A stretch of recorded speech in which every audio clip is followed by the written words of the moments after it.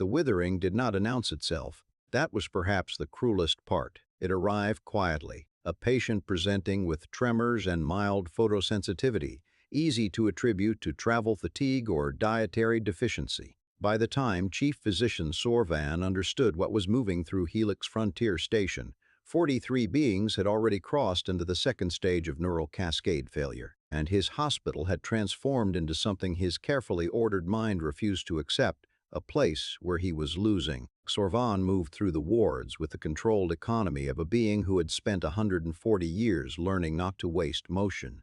His translucent blue-gray skin caught the overhead light, the bioluminescent circulatory lines tracing patterns beneath the surface, steady, rhythmic, deliberate. To anyone who knew how to read the sorry physiology that pulsing said everything. He was in command. He intended to remain so. The data said otherwise. He paused at the central monitoring station, 4 long fingers moving across the display with practiced efficiency, pulling up the aggregate survival projections.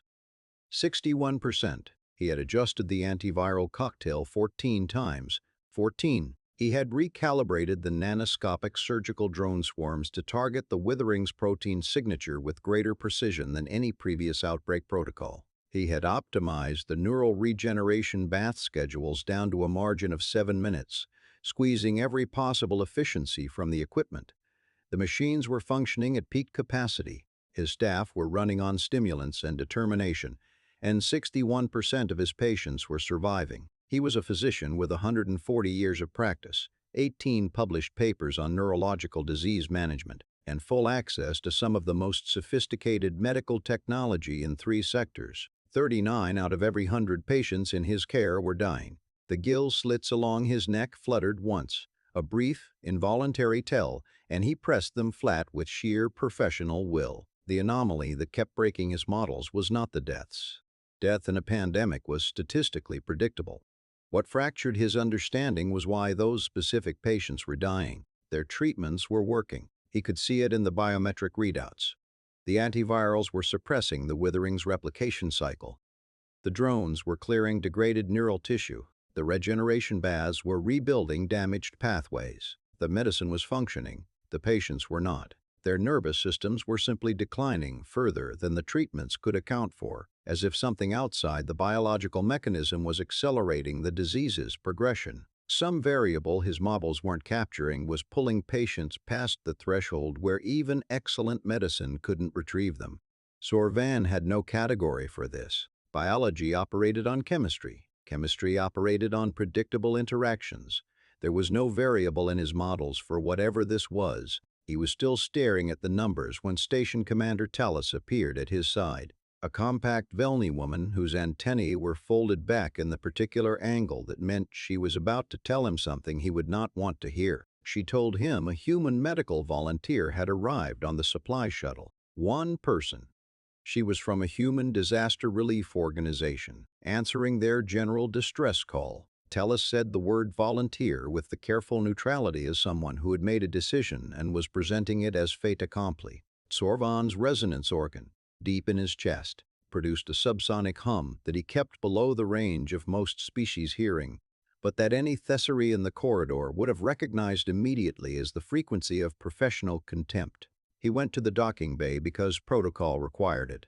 She was smaller than he expected, which was itself a strange thought because he had known humans were small and had calibrated his expectations accordingly. But there was something about the way she stood, backpack slung over one shoulder, looking around the docking bay with open, unhurried curiosity, that made the scale of her feel wrong somehow. She should have seemed diminished by the bay's industrial architecture. She didn't. She simply seemed to be taking inventory. When she saw him, she smiled. Teeth visible. He knew it was a human greeting. He had studied enough xenosocial documentation to have that reflex suppressed.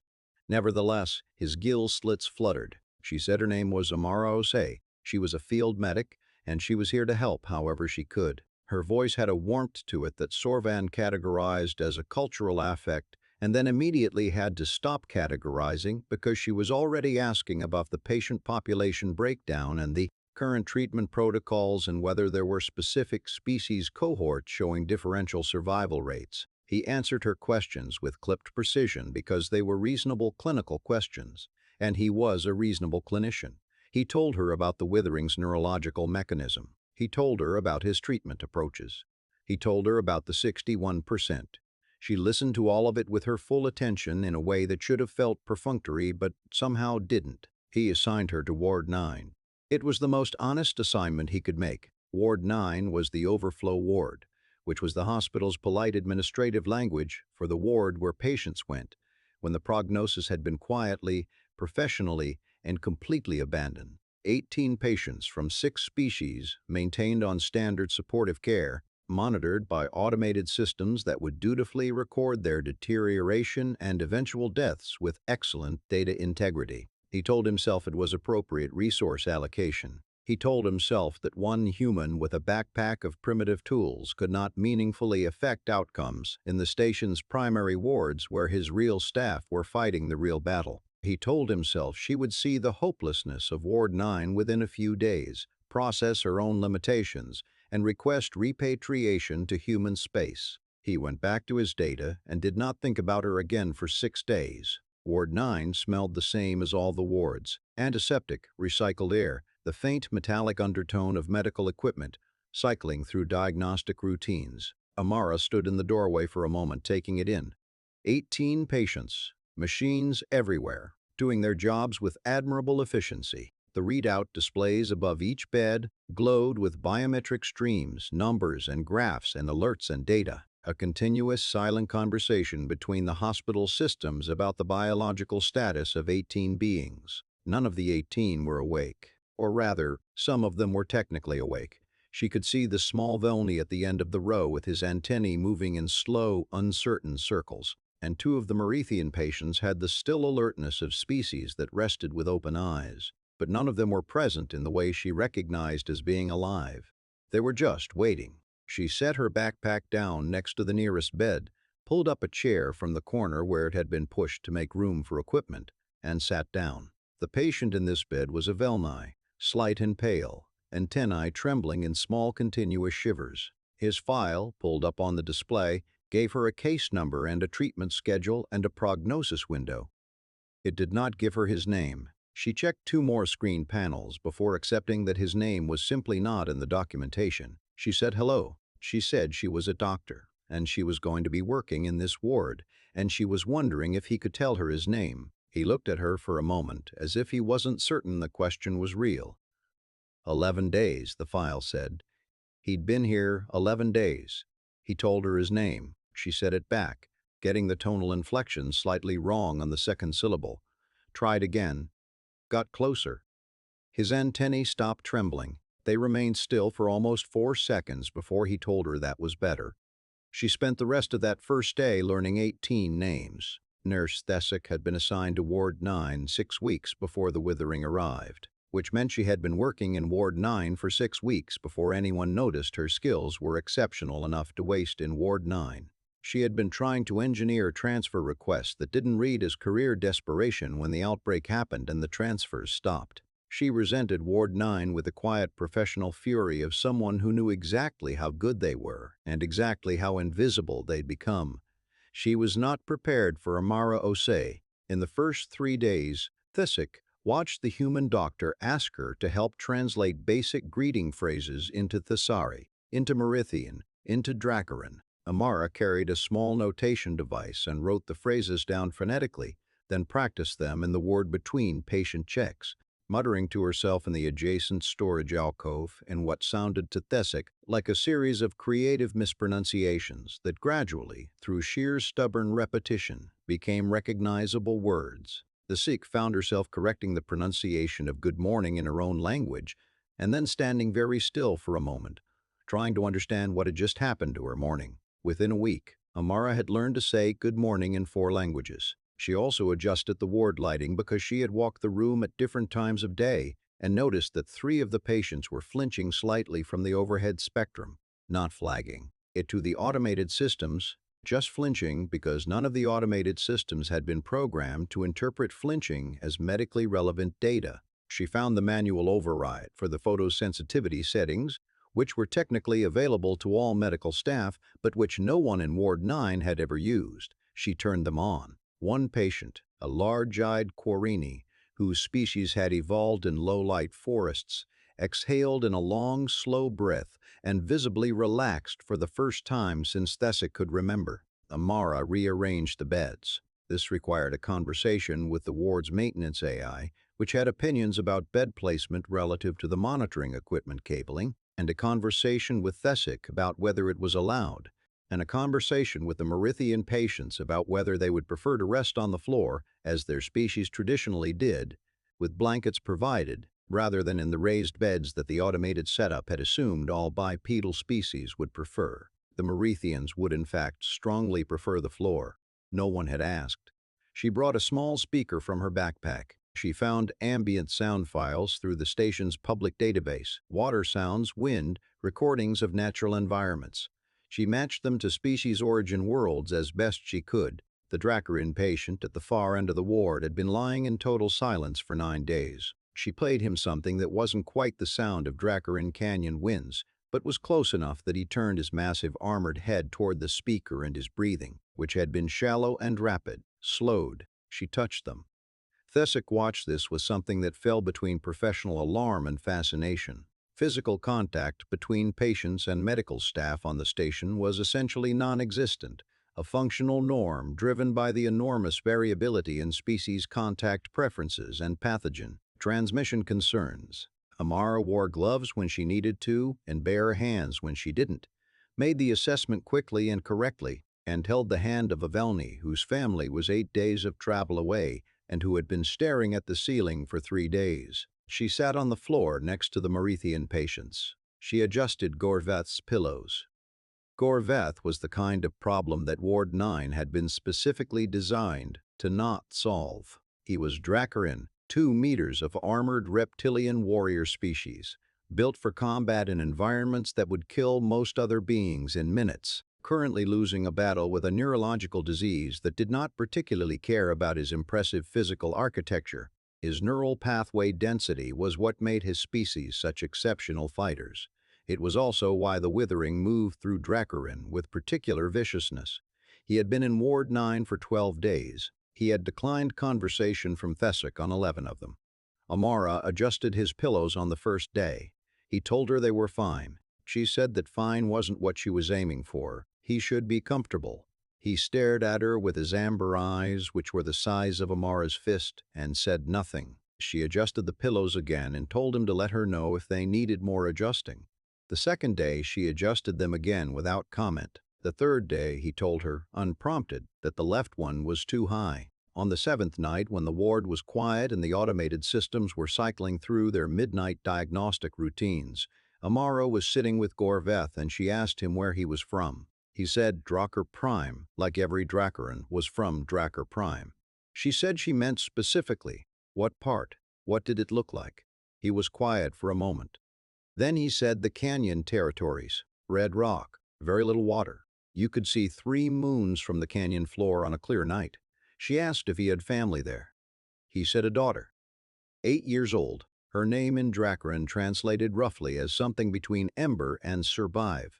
He hadn't seen her in 7 months. Something shifted in his face that Thessic, watching from the doorway, had never seen on a Dracarin patient before. It wasn't weakness exactly. It was the dropping of a weight too heavy to keep carrying in secret.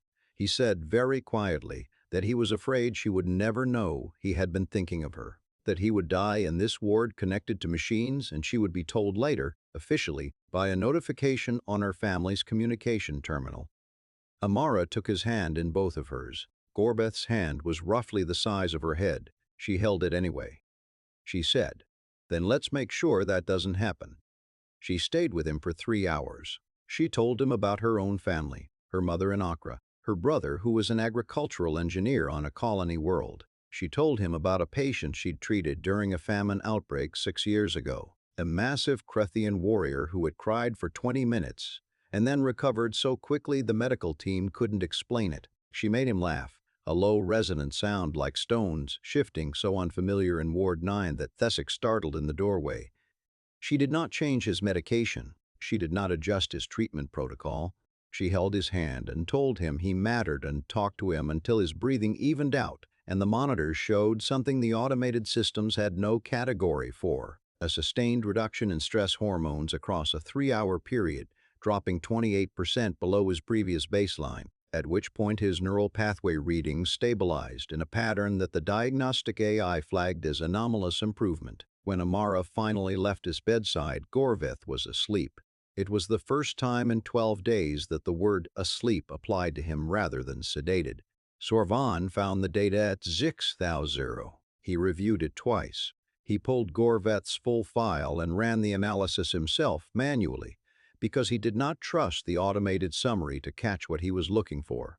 He found it: 28% stress hormone reduction, neural pathway stabilization following sustained social interaction.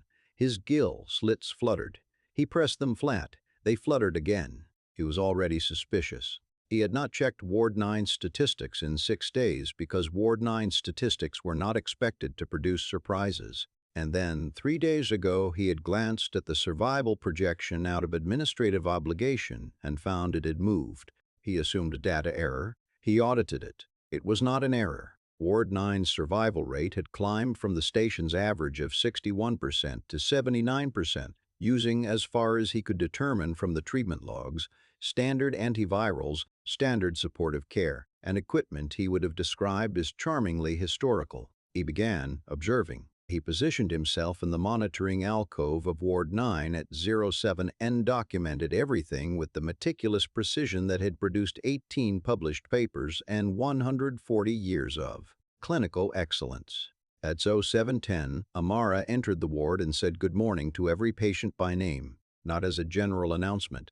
Individually, pausing at each bed, making brief eye contact, waiting for a response and receiving one, even from the patients who were only capable of small sounds. At 07:15, she adjusted the lighting per patient preference. At 07:30, she sat with Gorveth. Sorvaan recorded. No medical procedures performed. Subject holds patient's hand. Subject speaks at low volume. He reviewed Gorveth's biometric feed in real time. He watched the stress hormone numbers move. 12 minutes of physical contact and low-register conversation produced a 23% reduction. He reviewed the number 3 times. 23%. In 12 minutes, without medication. He had 14 antivirals in his current therapeutic arsenal. Not one of them produced a 23% stress hormone reduction as a secondary effect. He had neural regeneration bath protocols that cost 17,000 credits per session. They did not produce 23% stress hormone reductions. He had access to pharmaceutical anxiolytics that would produce those numbers, but their interaction with the withering's neurological mechanism was contraindicated. He had checked on day 4 of the outbreak and set them aside. 12 minutes of hand-holding had done something his entire pharmacological library couldn't replicate. He watched Amara all day. He watched her explain treatment plans to each patient in language that was accessible without being reductive. Not simplifying, but translating, the way you translate between dialects. He watched patients ask her questions they had apparently been saving for days because his staff presented information and left, and Amara presented information and then paused and asked, "Does that make sense? Are you worried about anything?" He had never asked a patient if they were worried about anything. Not once in 140 years. Worry was an emotional state. Emotional states were managed by support staff in species that had designated support staff. He was a physician. He managed biological systems. He watched Amara all day, and by the time the evening shift began, his bioluminescence was flickering in a pattern he didn't recognize. He stood in his monitoring alcove and looked at his own hands, the soft, shifting light beneath his translucent skin pulsing in an arrhythmic way that he had no clinical explanation for, and he understood, with the specific discomfort of a person whose worldview was developing a crack, that he was going to have to talk to her. He found her at the end of her shift in the storage alcove where she kept her backpack, reviewing her patient notes on a tablet that was, by Thesari standards, a charming antique. He told her that Ward 9's survival rate was 84%. He told her he had audited the data personally and it was correct. He told her the only variable distinguishing Ward 9 from every other ward in his hospital was her behavior. and that behavior was not a medical treatment, and he needed her to explain to him what she was doing that he was not doing. He had prepared this speech with clinical precision. It came out less precisely than intended. Amara looked at him for a long moment.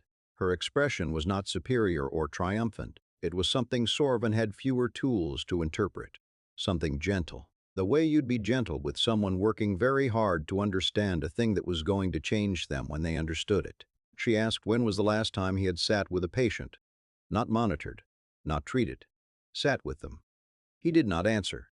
The answer was never, and they both knew it. She said that humans learned something a very long time ago, before they had vaccines or surgical tools or any of the technology that had eventually made human medicine effective. They learned it in the era when healers had almost nothing to offer. No antivirals, no imaging technology, no nanoscopic intervention. What they had was presence. The ability to stay, to be in the room with someone who was frightened and suffering, and say, "I see you. I'm not leaving. You are a person.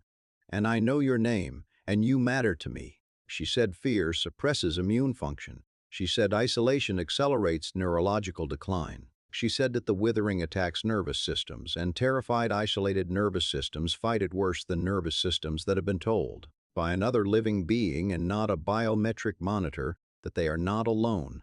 She said she wasn't replacing his medicine. His medicine was keeping her patients alive long enough to reach the threshold where their own biology could fight back. She was making sure their biology wanted to fight back.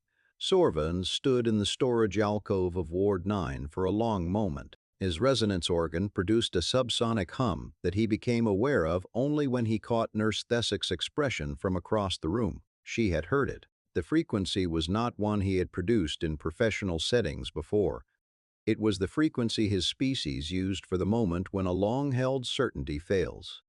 He said he needed to review his data. He walked out of Ward 9 and found that he could not go back to his office. He walked instead through the hospital. Not to check readings, not to adjust protocols. He had done those things 1,000 times along these corridors, and they had always given him purpose, and tonight they gave him nothing because tonight he was not walking through his wards as a physician.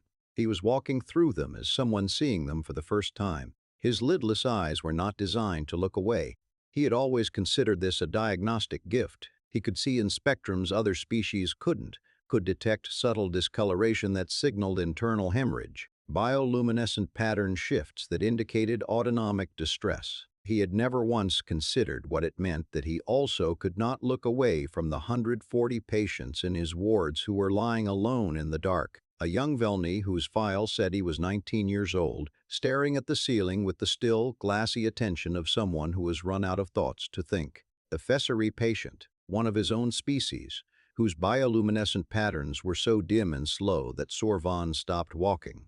He stood at the bedside of his own kind and looked at the light beneath the skin, barely moving, barely there, and understood with sudden and devastating clarity that he had seen this before in all his patients. He had seen it and categorized it as a symptom of neurological distress.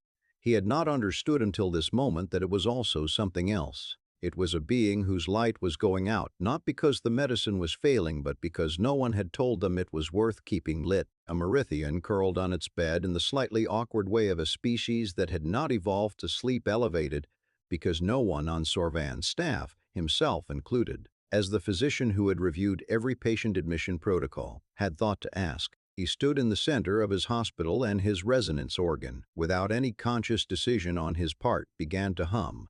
The frequency it produced was one that had no place in a professional setting. In Fessery culture, this frequency was considered deeply private. The emotional register was almost indecent in public, the sort of thing you expressed in the company of intimate family or not at all. It was the sustained, low tone of grief, not for a specific loss, for the particular grief of understanding that you have been causing harm while trying to prevent it. Down the corridor, two of his nurses stopped walking. The staff physician coming from the diagnostic bay looked up from her tablet. They heard it, and they went very still because none of them had ever heard Chief Physician Sorvaan make that sound, and the frequency of grief from the most controlled, most decorated, most professionally armored person on this station was not something you could unhear. He did not suppress it. For once, he did not press it flat. The plague broke on the 41st day. It broke the way epidemics break when two kinds of medicine are working on the same problem from different angles. The biometric readouts shifting in aggregate, the survival projections climbing past thresholds that had seemed fixed 2 weeks earlier. Sorvaan's refined antiviral cocktail and his recalibrated drone protocols and his optimized regeneration bath schedules were doing what he had always known they could do. His patients, in wards that had spent the last 2 weeks being slowly, quietly, systematically transformed by a human field medic who had trained his nurses to say good morning and learned to adjust her own pillow-adjusting technique for 6 different species comfort preferences. Those patients were fighting back in numbers his models couldn't explain. 89%. Gorveth walked out of Ward 9 on day 38, 2 meters of armored Dracarin moving under his own power, his gait slightly unsteady but his amber eyes clear. He stopped in the doorway and turned back. He said something in Dracarin. Nurse the sick, who had learned to say good morning in Dracarin from Amara, caught maybe half of it. She told Sorvaan later that she thought he was saying the word for gratitude, but in a register she had never heard a Dracarin used toward someone outside their kin group. Amar was packing her backpack. It was a very small backpack. Sorvaan had catalogued its contents on the day she arrived. Primitive medications, basic diagnostic equipment, a portable speaker, a notation device. He had found the entire inventory mildly insulting. He understood now that he had been looking at the wrong inventory. He met her at the docking bay. The same docking bay where he had stood 41 days ago and produced a subsonic frequency of contempt so refined it barely registered as sound. He stood now with his hands still and his bioluminescence running steady and dim. Not the bright, confident pulse of a physician in command, but the quieter, more honest light of someone who had learned something that was going to take years to understand properly. She looked at him with that same open warmth she'd had when she arrived. The warmth he'd categorized as cultural affect, and now understood was simply what she was. He told her he was submitting a paper to the Thessari Medical Council. He told her it was going to propose a new field of study, a gap in Thessari medical practice so foundational that he was genuinely uncertain how to explain it to colleagues who would not be able to see the gap until they were shown it the same way he had. Ben. He said he didn't have a name for the field yet. She asked what it was about. He said it was about the 23%, the figure that his models couldn't explain until he had watched her explain it with 12 minutes of hand-holding. The space between what medicine could do and what patients needed. The difference between a biological system being repaired and a person being healed. He paused. His gill slits fluttered once, not with distress exactly, with something he was still developing vocabulary for. He said he had found the closest human term was bedside manner, but he thought that undersold it significantly. What she practiced was not a manner. It was not a communication style or a professional courtesy. It was a form of medicine his species had, somewhere in their long history of technological advancement, simply failed to develop. He said he thought it was medicine that his species had forgotten they needed to invent. Amara put her hand on his arm. He flinched. A reflex, automatic, the trained physical reserve of a Thessari physician who had spent 140 years not being touched, and then, consciously and deliberately, didn't. He let her hand stay. She said he would figure out the right name. She smiled, and this time his gill slits didn't flutter at the teeth, because somewhere in 41 days he had learned to read that expression as exactly what it was. She picked up her backpack and walked down the docking arm without looking back, which he had already identified as a human way of saying goodbye that tried to make the leaving easier for both parties. He didn't know if it worked. He stood in the docking bay after the shuttle had cleared the dock, and he thought that it probably didn't work, and she did it anyway, which was perhaps the most human thing he had seen her do. He stood there for a long time. Then he went back to his hospital.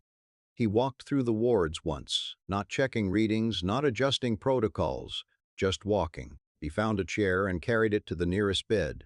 A Velny patient, mid-treatment. Prognosis good, lying awake in the early quiet of the station's night cycle. He sat down. The Velny looked at him with the wide, surprised expression of someone who had never seen the chief physician of Helix Frontier Station sit next to a patient and simply sit there. None of his staff, watching from the corridor, moved. They had not expected to see this. Sorvaan looked at the Velni patient for a moment. He thought about 140 years of medicine practiced at the highest level of technical excellence his species had achieved. He thought about 61% and 84% and 23. He thought about the light that had been going out in patients he had treated as biological systems, and the light that came back when someone sat down and stayed. He thought about the bravest thing he had ever done, in a career full of difficult things done with precision and skill. And he understood that it was this: the willingness to sit in a chair next to a frightened being and admit that this simple, unquantifiable, profoundly human thing was also medicine. He said hello. He said his name was Sorvaan. He asked how the patient was feeling today. The Velni's antennae, which had been still with uncertainty, began to move slowly. He told the chief physician that he was a little frightened. Sorvaan said, "I know, I'm here." He stayed.